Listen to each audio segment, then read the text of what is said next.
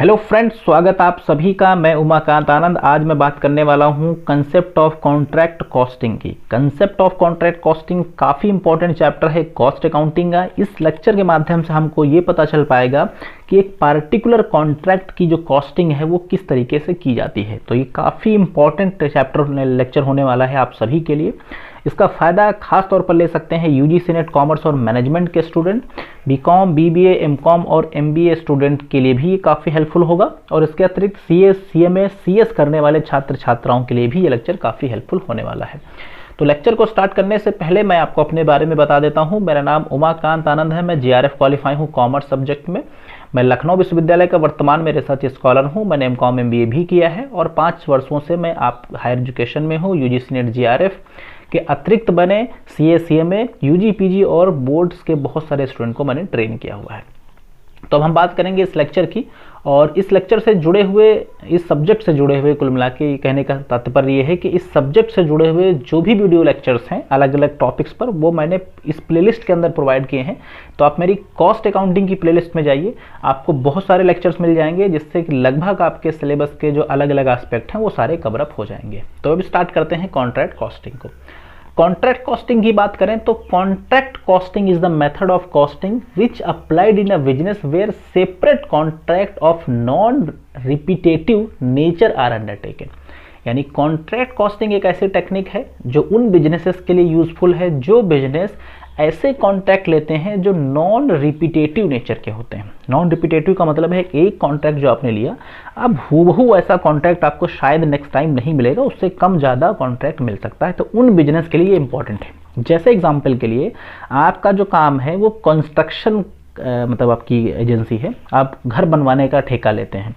तो ज़रूरी तो नहीं है कि जो ठेका आपको मिलेगा वो सेम एक ही तरीके का हो। ऑब्वियसली अलग अलग कस्टमर से अलग अलग तरीके का कॉन्ट्रैक्ट मिल सकता है। तो जब अलग अलग तरीके का कॉन्ट्रैक्ट होगा तो जाहिर सी बात है कि आपकी जो कॉस्टिंग है वो अलग अलग तरीके से ही होगी, तभी आप रियल कॉस्ट को कैलकुलेट कर पाएंगे। सो कॉन्ट्रैक्ट कॉस्टिंग और टर्मिनल कॉस्टिंग, इसे हम टर्मिनल अकाउंट्स इसके लिए बनाते हैं। कॉन्ट्रैक्ट और terminal accounts are applicable to concern which make specific contracts. यानी कॉन्ट्रैक्ट अकाउंट या टर्मिनल अकाउंट एप्लीकेबल होते हैं उस केस में जब आप कोई स्पेसिफिक कॉन्ट्रैक्ट्स लेते हैं and require to know cost of each. और ये जरूरी होता है कि हर किसी कॉन्ट्रैक्ट की कॉस्ट आपके लिए क्या है, क्योंकि तभी आप सही प्रॉफिट का अंदाजा लगा सकते हैं। बात करें तो a contract is a job और लार्ज साइज में extend even beyond the accounting period. ये बहुत ही इंपॉर्टेंट चीज़ है जो इस टॉपिक के अंदर थोड़ी सी आपके लिए मुश्किल होने वाली है कि कॉन्ट्रैक्ट कॉस्टिंग जो होती है वो जरूरी नहीं है कि 1 साल के अंदर एक कॉन्ट्रैक्ट कंप्लीट हो जाए। बाकी ज़्यादातर जो हम कॉस्टिंग करते हैं उसमें हम लोगों का एक अपना अकाउंटिंग ईयर होता है, फाइनेंशियल ईयर, जिसमें कि अकाउंट्स बनते हैं। बाकी का मामला आपके लिए थोड़ा आसान हो जाता है। यहाँ पे क्या होगा कि एक कॉन्ट्रैक्ट मोर देन 2, 3, 4 ईयर तक चल सकता है। तो उस केस में आपकी कॉस्टिंग करने का जो ढंग होगा थोड़ा सा चेंज हो जाएगा। So the person executing the contract is known as contractor. जो पर्सन कॉन्ट्रैक्ट को एग्जीक्यूट कर रहा है उसे हम क्या बोलते हैं, कॉन्ट्रैक्टर। और जो पर्सन जिसके यहाँ कॉन्ट्रैक्ट का काम चल रहा है उसे हम क्या बोलते हैं, कॉन्ट्रैक्टी। ध्यान रखिएगा 2 टर्म। वो पर्सन जो कॉन्ट्रैक्ट का काम करवा रहा है दिस इज कॉल्ड कॉन्ट्रैक्टर। वो पर्सन जिसके यहाँ काम चल रहा है दिस इज कॉल्ड कॉन्ट्रैक्टी। तो दोनों टर्म बहुत इंपॉर्टेंट है। कॉन्ट्रैक्ट कॉस्टिंग किस तरीके से करते हैं, तो contract costing is special form of job costing. इससे पहले के लेक्चर में हमने जॉब कॉस्टिंग डिस्कस किया था। तो जॉब कॉस्टिंग जो है, जॉब कॉस्टिंग का ये स्पेसिफिक फॉर्म है। यानी है ये भी जॉब कॉस्टिंग ही, बट उससे थोड़ा उसका स्पेसिफिक फॉर्म है where big jobs are involve. Job costing में तो छोटी जॉब्स होती हैं जिसकी कॉस्टिंग या जिसमें खर्च कम होता है। यहाँ पे एक बड़ा अमाउंट होता है, यानी कि ये बड़े लेवल की होती है, विच रिक्वायर्स कंसिडरेबल टाइम और complete and compare a lot of activities. यानी उनकी अपेक्षा यहाँ पे ज़्यादा टाइम टेकिंग होगा, ज़्यादा एक्टिविटीज़ होंगी। So here a separate account is open for each contract in the contractor ledger. इसलिए ज़रूरी होता है कि जो कॉन्ट्रैक्टर का लेजर है वहाँ पे हम एक सेपरेट अकाउंट बनाएं ताकि जो उससे जुड़ी हुई इंफॉर्मेशन है वो विधिवत शो की जा सके। तो the account is debited with all direct and indirect expenses. यानी उसका जो अकाउंट है वो डेबिट किया जाता है जितने भी डायरेक्ट या इनडायरेक्ट एक्सपेंसेस होते हैं, and credit with the amount of contract price. और कॉन्ट्रैक्ट का जो प्राइस मिलता है उससे हम क्या करते हैं, क्रेडिट करते हैं। ध्यान से समझिएगा, डेबिट क्या करते हैं, कॉन्ट्रैक्टर के लेजर अकाउंट को हम उसके डायरेक्ट और इनडायरेक्ट एक्सपेंसेस से डेबिट करते हैं, और जो हमें यहाँ पे प्राइस मिलता है वो हम क्या करते हैं, क्रेडिट करते हैं, जैसे कि सेल प्राइस को क्रेडिट करते हैं, ठीक कुछ उस तरीके से। On completion of the contract, the balance of the account is transferred to the profit and loss account। यानी जब कॉन्ट्रैक्ट कंप्लीट होता है तो इसका जो बैलेंस बनता है उसे हम प्रॉफिट एंड लॉस अकाउंट में ट्रांसफर करते हैं। काफ़ी हद तक मुश्किल आपके लिए नहीं है, अगर आप इसको समझ लेंगे तो आपके लिए आसान लगेगा ये टॉपिक भी। If the contract is not completed before the end of accounting period, यानी अगर कॉन्ट्रैक्ट अकाउंटिंग पीरियड तक कंप्लीट नहीं हुआ, a reasonable amount of profit is transfer to the profit and loss account. यानी एक रीजनेबल अमाउंट जो profit का होगा वो निकाला जाएगा और लॉस के अकॉर्डिंग उसको फिर हम ट्रांसफर करते हैं कहाँ पे, प्रॉफिट एंड लॉस पे। हम जैसे मान लीजिए एग्जांपल के लिए एक कॉन्ट्रैक्ट लिया गया, अनुमान है कि 4 साल में कंप्लीट होगा, और एक अंदाजे के आधार पे, एक कैलकुलेशन के आधार पे आपको 10 लाख का प्रॉफिट होने वाला है, तो ऑन एन एवरेज आपको कम से कम 2,50,000 इस साल प्रॉफिट लॉस में ट्रांसफर करना चाहिए। तो एक इस तरीके से प्रॉफिट हम हर ईयर ट्रांसफर करेंगे। इसके कुछ फीचर्स की बात करें तो contracts are executed at contract side away from executors और contract premises.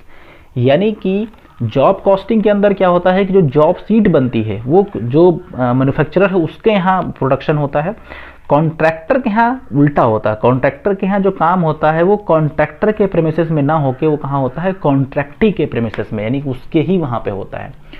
Contracts are jobs of large size, यानी कॉन्ट्रैक्ट क्या है, ये भी जॉब्स हैं बट एक ऐसे लार्ज साइज के हैं, and may continue over more than 1 accounting year. ये हमेशा एक से ज़्यादा अकाउंटिंग ईयर तक चालू रह सकते हैं।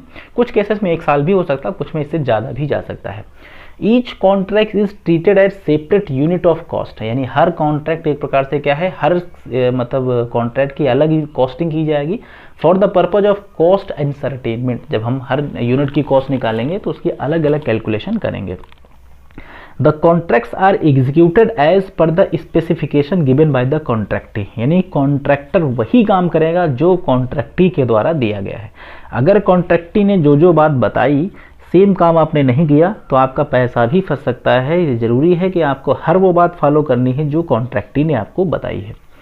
नेक्स्ट हम बात करें, नेक्स्ट फीचर इसका है, since the work is executed at the contract side most of the item of cost to be incurred are the direct in nature. कहा गया कि जब तक कॉन्ट्रैक्टर की कॉस्ट, कॉन्ट्रैक्ट की साइड पे काम होते हैं तब तक ज़्यादातर जो कॉस्ट होती हैं वो डायरेक्ट नेचर की ही होती हैं, कुछ कॉस्ट इनडायरेक्ट भी हो सकते हैं। The contract is executed by the contractor for the same agreed amount of consideration known as contract price, यानी इसका अपना एक कॉन्ट्रैक्ट प्राइस होता है और जो कॉन्ट्रैक्ट प्राइस होता है उस पर ही कॉन्ट्रैक्टर काम करता है, उसमें नुकसान या फायदा मैटर नहीं करता। एक बार अगर कॉन्ट्रैक्टर प्राइस सेट कर दिया गया तो आपको फायदा हो या नुकसान हो, you are only responsible for that, contractee have no responsibility. सबकी सब जिम्मेदारी सिर्फ कॉन्ट्रैक्टर की होगी कॉन्ट्रैक्ट प्राइस सेट होने के बाद। The payment by the contractee are made to contractor in installment on the basis of extent of the work already completed by him। यानी इसका पैसा कैसे होगा, वो इंस्टॉलमेंट पे दिया जाता है। अब इंस्टॉलमेंट कब कितनी देनी है ये कॉन्ट्रैक्ट करते समय बातचीत तय कर ली जाती है, और जो भी प्राइस वगैरह होते हैं कॉन्ट्रैक्टर कैसे देता है इंजीनियर को या आर्किटेक्ट को वो अपनी अलग चीज़ है, वो अपने हिसाब से पैसे डिस्ट्रीब्यूट कर सकता है।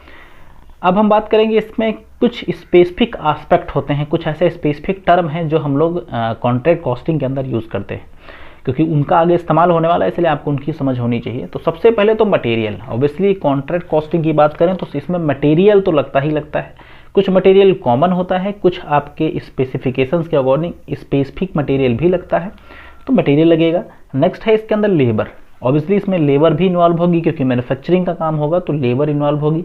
लेबर भी कई तरीके की, स्किल्ड लेबर भी लगेगी, अनस्किल्ड भी लगेगी, सेमी स्किल्ड भी लगेगी, तो लेबर भी इन्वॉल्व होता है।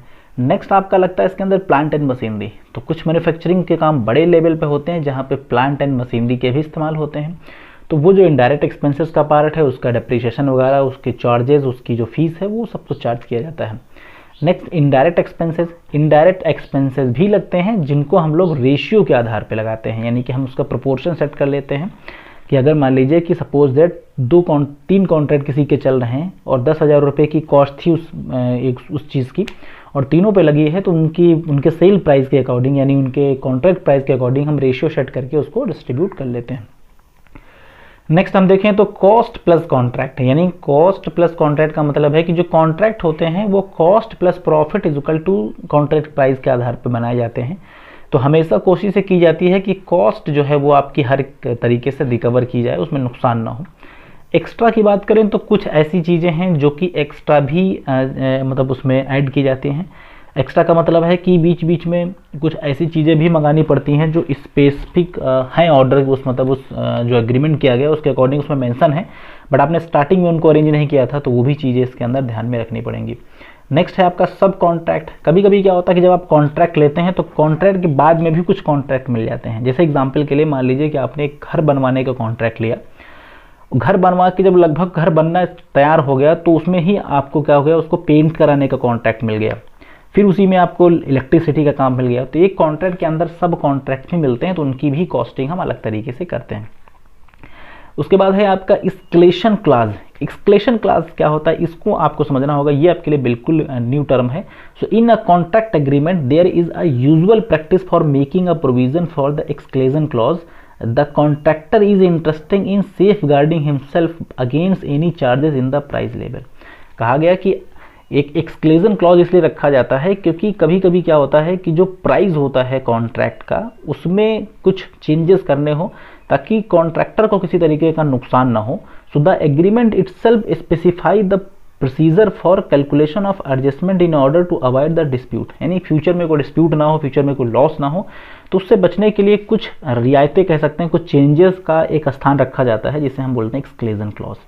फिर बात आती पेमेंट की। अब पेमेंट कैसे होता, मैंने भी आपको बताया था कि पेमेंट कॉन्ट्रैक्टर जो होता है उसे कॉन्ट्रैक्टी के द्वारा इंस्टॉलमेंट में दिया जाता है। कुछ पेमेंट स्टार्टिंग में, कुछ फिर एक पार्टिकुलर टाइम पीरियड के बाद, और जो कॉन्ट्रैक्टर होता है वो अपने लोगों को, अपने एम्प्लॉइज़ को या अपने जो उसके वहाँ काम कर रहे हैं वर्कर, उन्हें कैसे पेमेंट करता है ये उसके हाथ में होता है। अब हम थोड़ा सा डिफरेंस पढ़ लेंगे, डिफरेंस बहुत इंपॉर्टेंट है। अब हम यहाँ पे बात करने वाले हैं कि difference between job costing and contract costing. Job costing, contract costing एक दूसरे से बहुत हद तक मिलते हैं, बट कुछ बारीक डिफरेंस है जिन्हें जानना बहुत जरूरी है, तो उनको एक बार हम देख लेते हैं। तो पहला अगर हम बात करें तो जॉब कॉस्टिंग ये सिस्टम यूज्ड फॉर कंप्लीशन का specific customer order, each unit produce is concern a job. इसके अंदर हम क्या करते हैं कि हर एक जो ऑर्डर आता है, जॉब ऑर्डर आता है, उसकी हम एक इंडिविजुअल कॉस्टिंग करते हैं, तो ये जॉब कॉस्टिंग।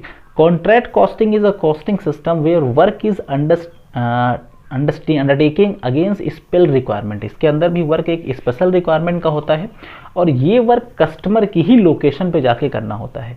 जॉब कॉस्टिंग के अंदर जो काम होता है वो कहाँ पे होता है, वो होता है आपका मैन्युफैक्चरर के यहाँ ही, लेकिन यहाँ पे आपका मैन्युफैक्चरर के यहाँ ना होके कस्टमर के ही प्रीमिसेस में जाके काम करना होता है। एरिया ऑफ वर्क की बात करें तो यहाँ पर ज़्यादातर जो होता है आपका सिंगल और फ्यू प्रोडक्ट्स होते हैं, यानी यहाँ पे बहुत ज़्यादा प्रोडक्ट्स नहीं होते हैं, कुछ ही प्रोडक्ट होते हैं।